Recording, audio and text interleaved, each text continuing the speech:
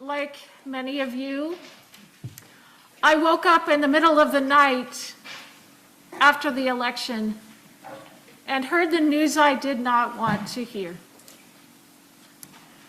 Talking with you all this week, I've been hearing that you two are feeling shocked, shaken and sad, heartsick, anxious, angry, and so disappointed.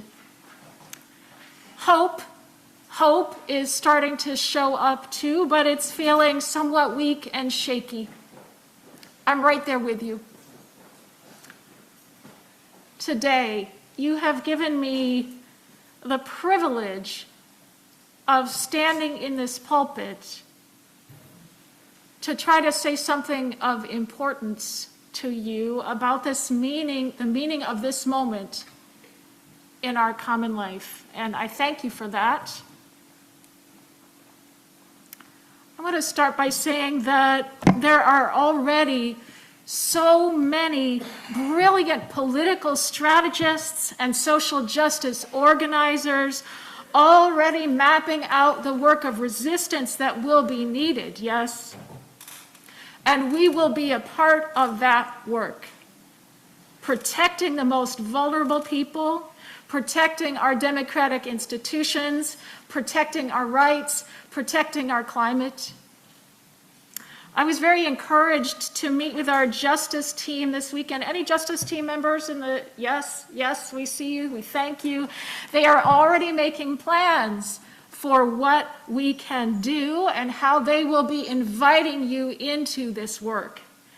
There is going to be so much more to say and do about this going forward. But today, in this moment, what I want to do is speak to what has been happening in our souls. And I'm talking about the bone-deep dread and sadness that so many of us have been carrying. I want us to dig deep into our religious tradition for the spiritual support that it can offer to us in this moment, in this sick feeling of loss and grief and fear. So let me remind us that I'm going to get nerdy for a moment here to remind you that our tradition has two historic strands. One of them is our Unitarian side, which for over 200 years in this country alone has declared that human beings have the right and the responsibility to make our own moral and spiritual choices. I'm going to say that again. Human beings have the right and the responsibility to make our own moral and spiritual choices. We are thinking beings. We have a conscience. And we get to choose what is right for ourselves when it comes to our own spiritual, mental, and yes, our physical well-being. And we have our universalist side, which again, for over 200 years, has declared that everyone is precious. Everyone is loved and held by the force that created the entire universe. And because of that, we are driven to tear down any social structures that try to brainwash us with the lie that any person or group of people is somehow better or more deserving of love, resources, or support than anybody else. We are part of a religious tradition that calls on us to use our own conscience and choose love over and over again. Conscience and love working hand in hand. And we are going to draw on that over and over again in the days to come. But in this moment, I also want to speak to a kind of visceral pain that you've been sharing with me and I feel in myself. It's this kind of nightmarish feeling of how could this be happening? How could this be happening? And for me, if I'm honest, that feeling is kind of tangled up with what I can only describe as existential terror. This feeling that maybe the true nature of the universe is such that there is no safety or no meaning, nothing that we can truly rely on. That's the fear. Ultimately, a fear that maybe the universal love that we say is at the center of our faith does not really exist. Because if love is so powerful, how did this happen? Why did love allow us to re-elect this predator who thinks nothing of destroying our institutions and terrorizing vulnerable people to feed his own ego? How did universal love let this happen? That's what's on my heart today, truly. And that's what I want to speak to, again, calling on our historic Unitarian Universalist tradition. 3 strands I want to draw on. And first, I want to speak to our humanists here today, because I know that you who are humanists are going to help us in this moment. When a humanist is asked this question which is ultimately, why do bad things happen, right? When a humanist is asked this question, they might answer, there is no answer. There is no logic to it, at least none that we can understand. It just is. But there is something in us that compels us to keep doing the best we can, to keep doing the most loving thing, the next wise thing, as best we can. The humanist answer to this question is, we do not want anyone to suffer, and so we just need to do what we can to stop the suffering. We are going to need this kind of compassionate, practical view of the world as we figure out what we can do to help, right? I am so grateful that we have the spirit that all of us can draw on here. And I also want to acknowledge that there are others here today for whom the question of why did love let this happen still haunts us and demands an answer. For those of us who have come to believe that there is some kind of conscious force or power or God at work in the universe, we absolutely need to wrestle with the deep and heart-wrenching gap between the transcendent spiritual love we have experienced and the actual state of affairs here on planet Earth. Personally, I am one of those folks who does believe in a higher power, and I tell you that today not because I want to take sides on whose theology is right or better or more correct, but because I think today is a day to tell the truth about what is happening in our spirits. In this climate where misinformation and outright lying is poisoning our country, I think that you will be best served if I speak honestly to you about what's in my heart, but not because I want you to be like me, but because I want you to be more like you than ever before. I want you to lean hard on your own spiritual beliefs and practices right now, so you have the support and the comfort and the fire that they will give you. And so with that in mind, I want to give you a quick tour of what our early Unitarian and Universalist ancestors came to believe about love out of their own struggles to make sense of life in this world that is so beautiful and painful and heartbreaking and sometimes very joyful. So I want to go back to our Unitarian ancestors, those folks who about 200 years ago also knew what it was to be alive, living in this world. They came to believe that life is a school. And the curriculum of this school of life is learning how to do the right thing always and the hard thing when it's needed. These Unitarians believe that we are here to learn and grow into better people. They believed that good things and bad things happen so that we can learn from it all and strengthen our moral courage. In those days, you might remember, Unitarians were Christians. They believed in God. They loved the Bible, though they fiercely defended their right to interpret it for themselves with their rational mind. For these people, the end game was heaven. Their ultimate goal was to meet God when they died, and life was about getting ready for that. So that may or may not land with you.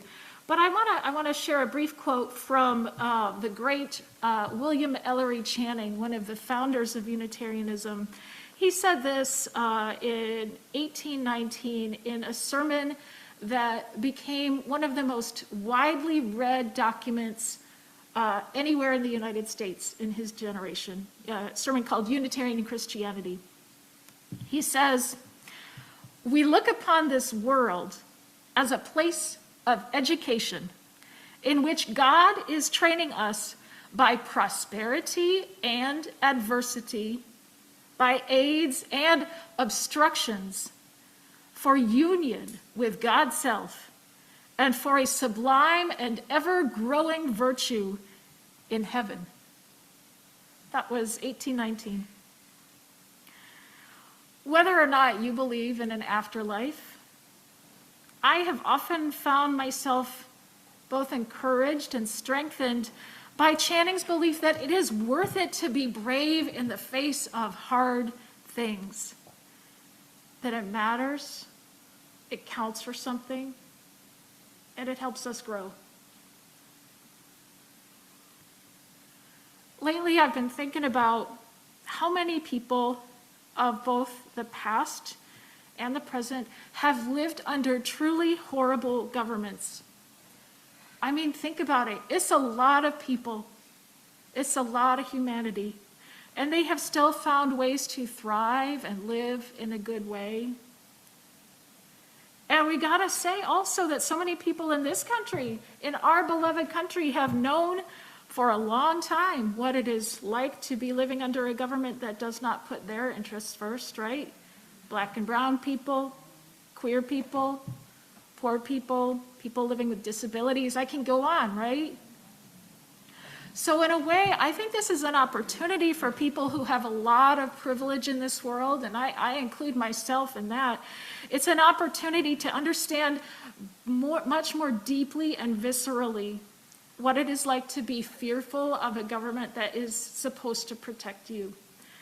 And I think that's a knowledge that we need so that we can be wiser and better allies in our justice work.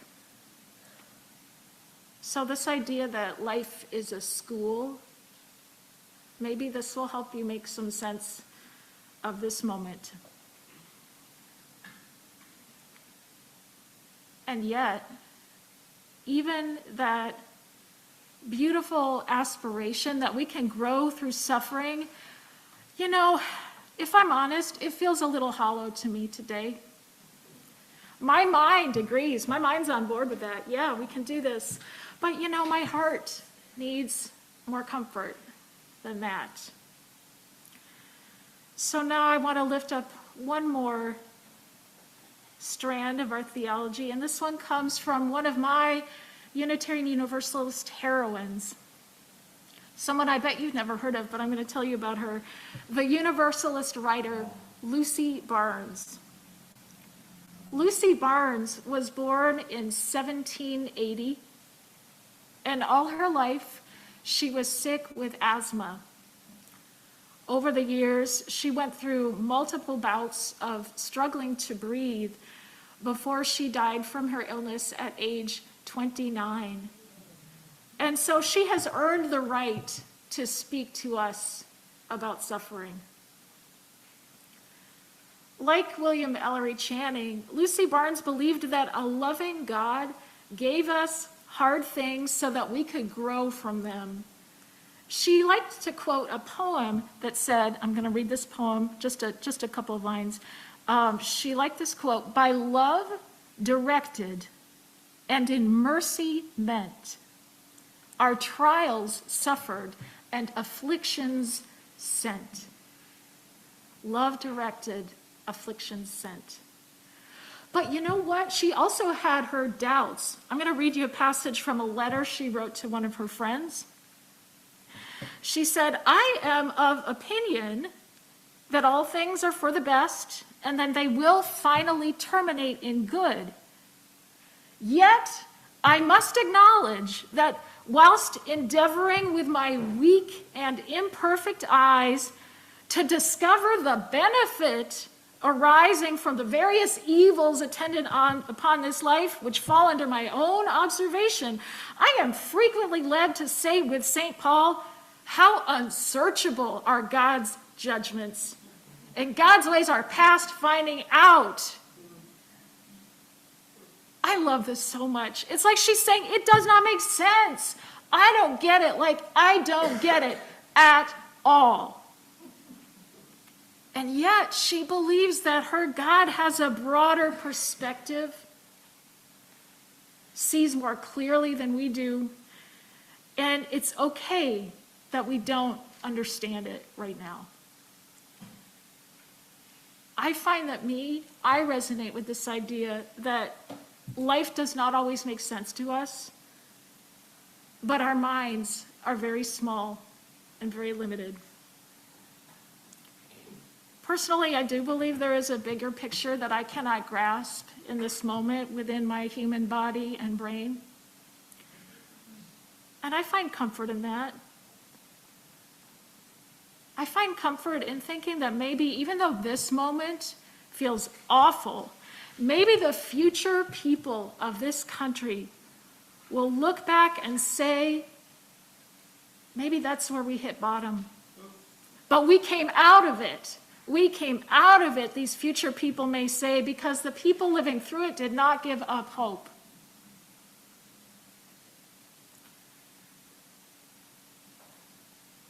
I wonder what is resonating with you in what I have shared. Whatever feels like you know what, that's not me, I ask you to just let that go. But if anything I've shared has sparked some kind of recognition or hope or help for you, hold on to that. Because what I want for you is for you to find your own spiritual resilience, your own comfort and hope that is going to hold you steady when you need it. Some crumb of hope that might sustain you when your spirits are low, and when you wake up at 3 a.m. and just feel scared. Remember, we are part of a long and living tradition. We are the descendants of those who have come before, and we are also the ancestors of those who will come after us. May we leave for those future generations a legacy of love and courage and hope, so they can look back at us one day and say with gratitude, look at those brave people who never gave up. Look at what they faced.